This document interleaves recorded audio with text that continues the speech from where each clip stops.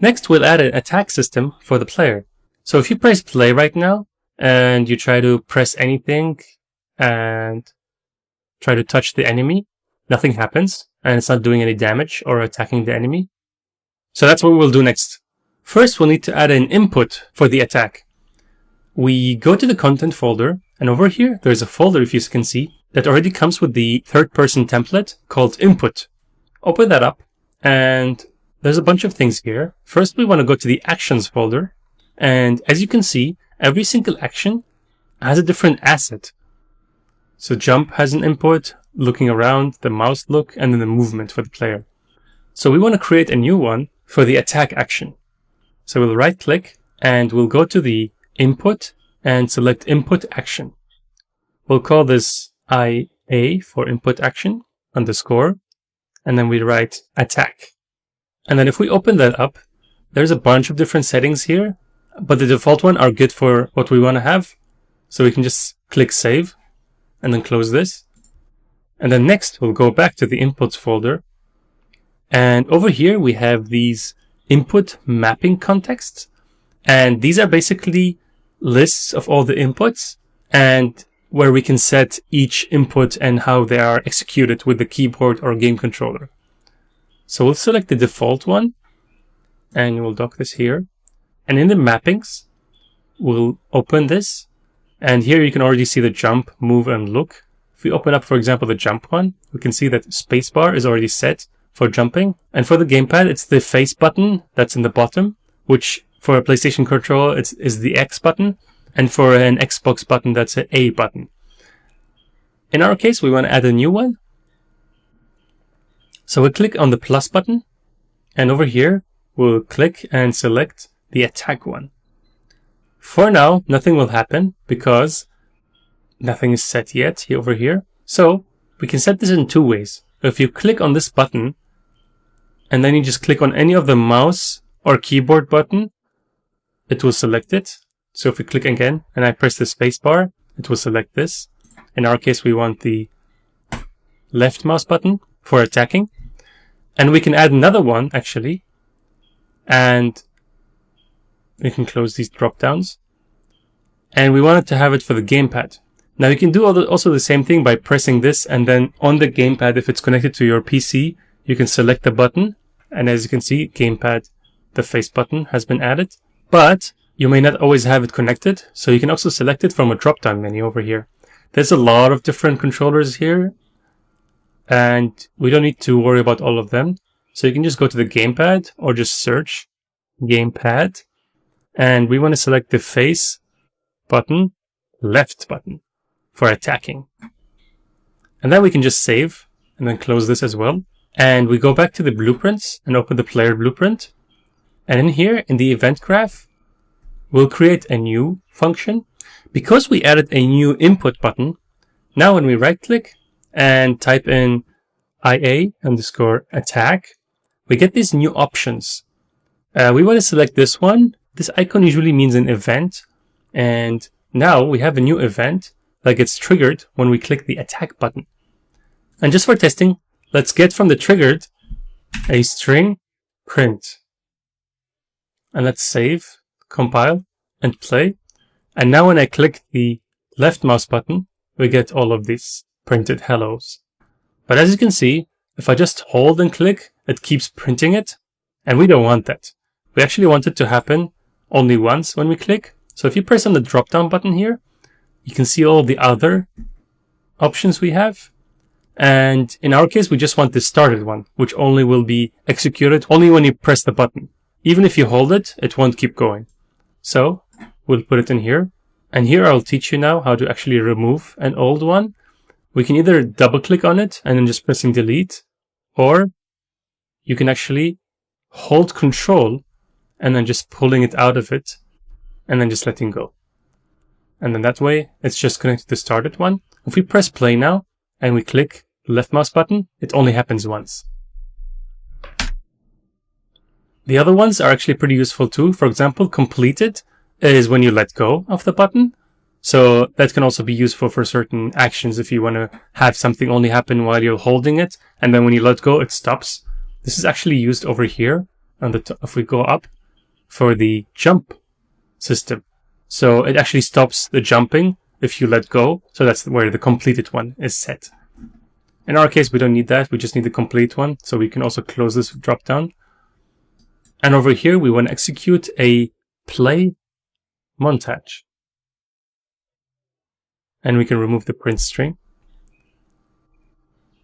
And for skeletal mesh, we'll just get the character mesh over here. We'll drag and drop that into here. And then put it into here.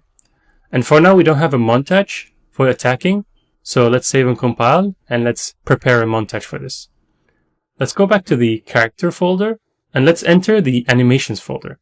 Just like we previously created a montage for the jump, we'll now create one for the attack. So we'll right click on it, go to create, and select create anim montage. And then just enter. And then make sure to press save all. And then go back to the player blueprint. And then here we'll select the attack animation montage. And then press save, compile, and then press play. And now when you click, you'll see him attacking. So that's pretty cool. But now we have a new issue. If you keep tapping, it will keep trying to do the animation. So there's no limit to how much you can click on it and do it. And basically, what we want to do is stop him from being able to attack when he's attacking. And we'll do that by creating a new variable. So down here in the variable section, you can press the plus button and create a new variable. By default, always you'll get a Boolean. So in our case, that's perfect because that's what we want. Let's call it is attacking, question mark. And then press save and compile. And now we'll drag this and then set it. And I previously explained this whole timer system where because there's a timer, there's all these different outputs that happen at a certain time, not immediately as you execute this function. But this one here on the top does happen immediately after this gets executed, and there's no timer. So what we want to use that. And so immediately after the player attacks, it's enabled to being is attacking. And what we want to do is also get is attacking again and set it to not attacking anymore when it gets completed. And we want to also put that when it gets interrupted, in case the player gets hit mid-attack. But for now, if you just save, compile, and play, nothing has happened yet. And that's because before the montage executes, we need to check if it's attacking. And if it is attacking, we won't execute the montage. So we'll put this a bit back. And here, we'll get the is attacking. And over here, we'll first get a not Boolean. And then we move this a bit again. And then we'll get a branch. And this is basically checking if it's true or not. Here, we want to make sure if it's not attacking, it will be true. So that's what we're doing here. So we'll connect that to start it. And then we'll connect that to the montage. Now it will only play the montage when it's not attacking. So we save and compile and press play. And now when I try to tap the mouse button as much as I can, it will only do the attack when there's no attack being done. So that's much more balanced and looks more correct. But now we have an issue where if you try to go and hit the enemy, nothing happens. And so that's what we'll do next. First, let's go back here to the viewport and go to the weapon mesh. What we need to do is add a collision for the sword mesh. So we go to the add component and we'll write in collision. And we'll select a box collision. And we'll call it sword collision. And for now, you see it's not properly covering the whole sword. So we'll be adjusting the location and scale of the collision. So for the location, we'll set it to 90. And then we'll set the scale to 2. And as you can see, it's extending a little bit beyond the sword. And this is very typical for many games where the collision is actually bigger than the actual sword or weapon. And this is to make the game a little bit easier, because if it's only covering the sword area, it's a little bit too realistic and it gets very hard for the player to play the game. Next, we'll scroll down to the collision settings. And this time, we actually open up the collision presets. And in here, there's all these preset settings. And we can't edit them because it's all a already preset collision. But we can actually change these by going to custom.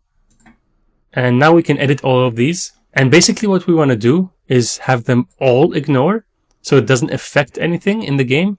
Because I'll show you, for example, if it's all blocked, as an example, and we press play, now we have this issue as before, where it can push the enemy around, and that's not good.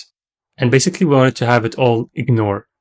But, except for pawn, which the other enemy is a pawn, so we wanted to overlap with that, not block, because that will again do the same issue where it will push it away. With overlap, it will create an overlap event. And so that's what we're going to use to detect if the enemy is getting hit. So we'll continue scrolling down, and over here there's all these events, as I was talking about, and we want to do the begin overlap event.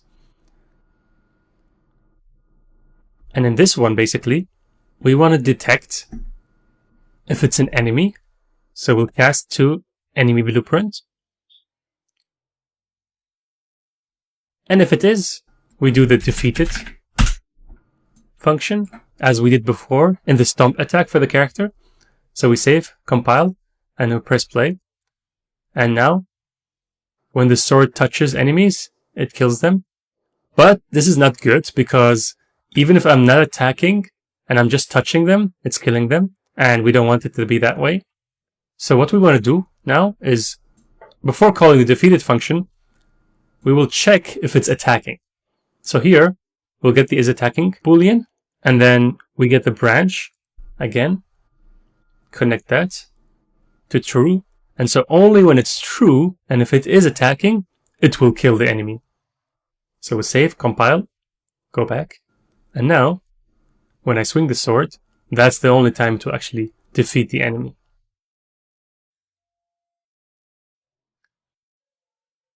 Yeah, that is much better. And yeah, that's it for this lesson.